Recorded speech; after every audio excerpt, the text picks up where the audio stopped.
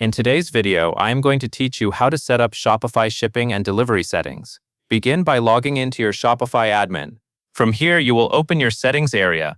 Settings is where Shopify keeps the important store-wide options, including the way shipping is calculated and offered to customers. In Settings, select Shipping and Delivery. This section controls the shipping profiles that determine which shipping rules apply to which products. Take a moment to look over what is on the page so you understand the layout, because everything you do here affects the options customers see at checkout. First, review the General Shipping Profile. By default, all of your products are placed into this general profile automatically.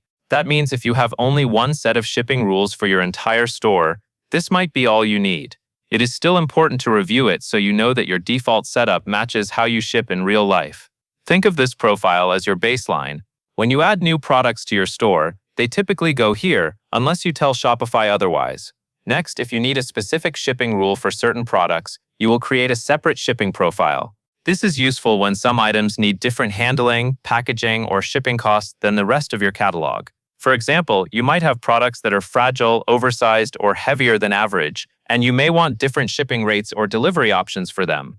To do that, click Create New Profile.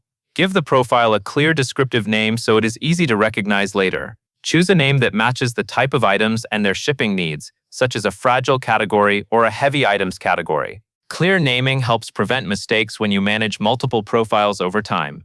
After naming it, click Add Products. You will then select the specific items that should follow this profile's shipping rules.